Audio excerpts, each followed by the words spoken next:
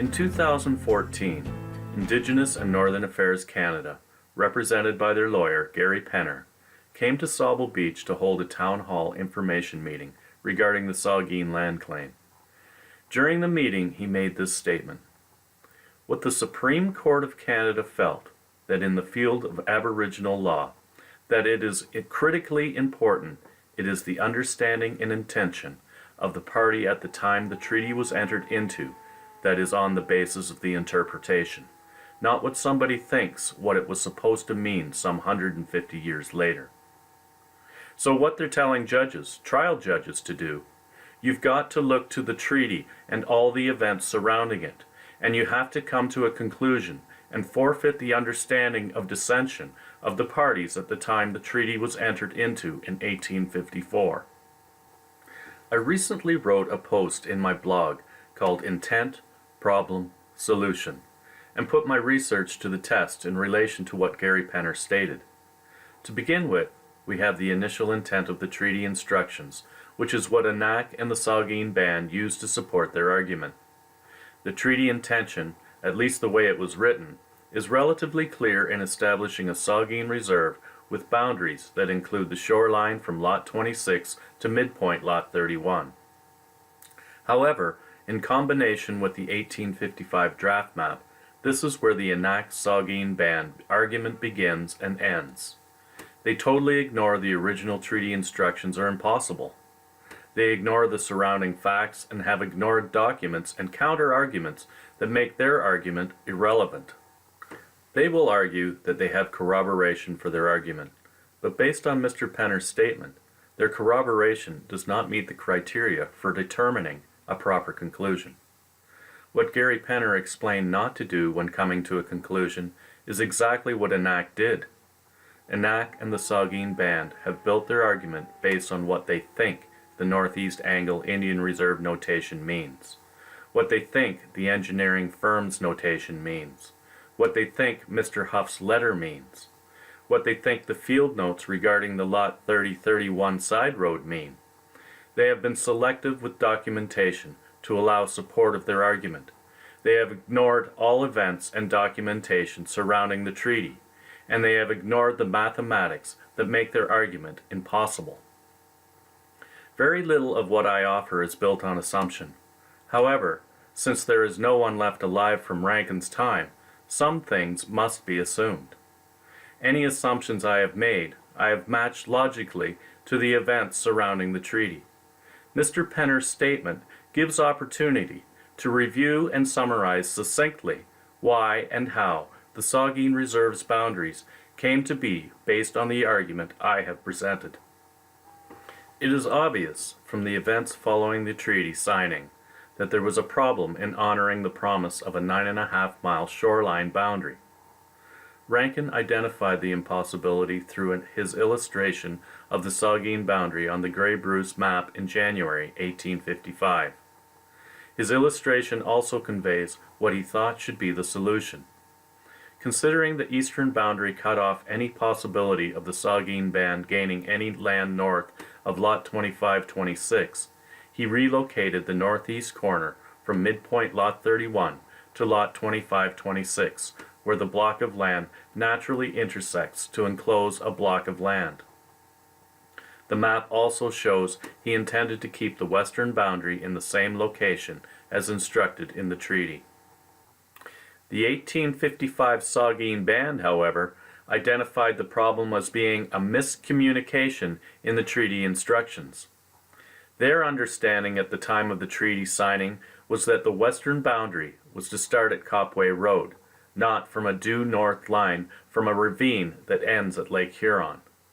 Overwhelming evidence suggests that the Saugeen Band of 1855 were correct in their understanding of the treaty terms, since it is the only way you can have a 9.5-mile shoreline measurement and an eastern boundary that runs parallel to the western boundary that intersects at the same northerly point within a block of land. A solution to the problem was agreed to in the form of the Copway Road Amendment. As Charles Rankin had declared, it did not alter the terms of the treaty in any way. The western boundary would still run due north until it met the Copway Road path, At that point, the western boundary would run in a northwesterly direction along the Copway Road path until it reached the shore of Lake Huron. To agree with the terms of the treaty, this marked the new starting point for where the 9.5-mile measurement along the shoreline would begin. There was no further opposition by the Saugeen Band as to where the boundaries would begin or end, including the location of the northeast corner at Lot 2526. The result was the final map, drawn and signed by Charles Rankin, which matched the amended boundary of the Saugeen Reserve without altering any of the terms of the original treaty instructions. The map was submitted to and accepted by Indian Affairs in 1856. 9.5 miles of shoreline, an eastern boundary parallel to the true north line of the western boundary, all contained within a block of land that also included the entire length of the original western boundary.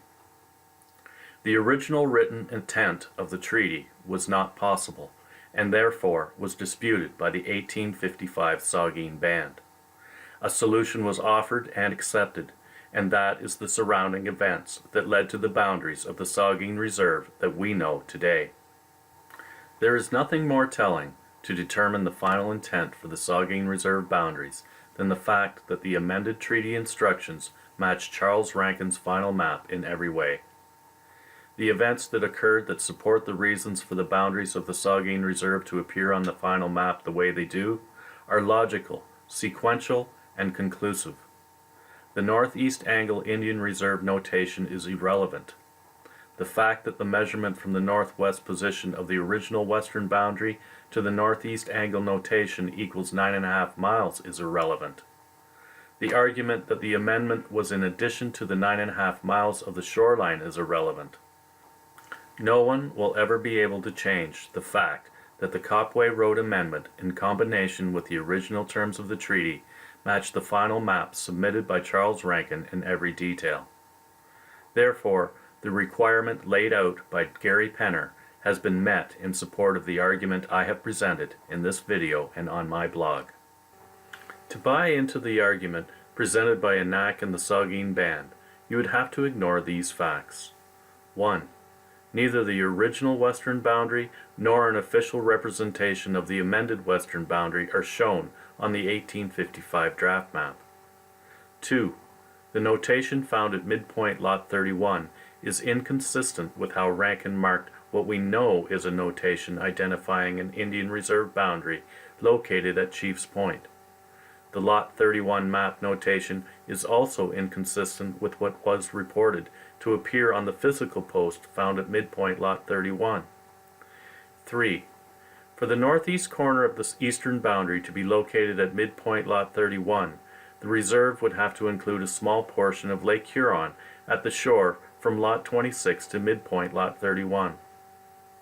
There would be no land included along the shoreline.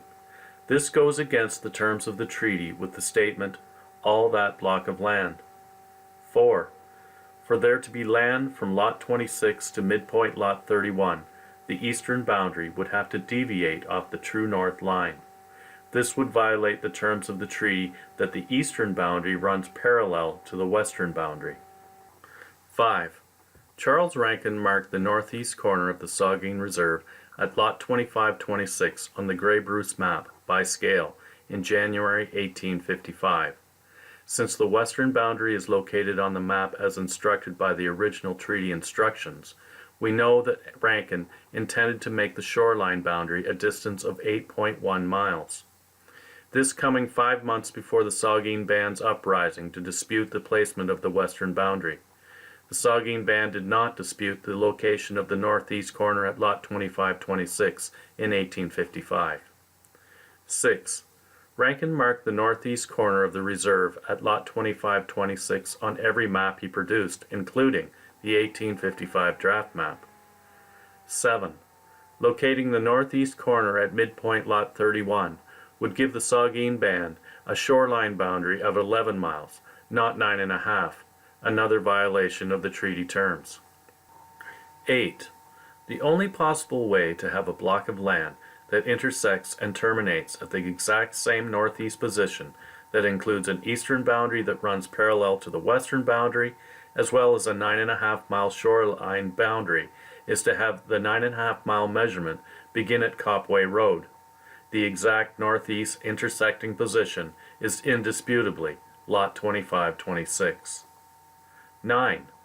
There is nothing official or final about the 1855 draft map. It is not signed, and what is shown on the map is obviously rough work. It is full of construction lines that would not be part of the final map, and it can be determined that Rankin used one of these construction lines to find the position that would allow him to calculate the bearing reading of Chiefs Point eastern boundary for the final map. 10.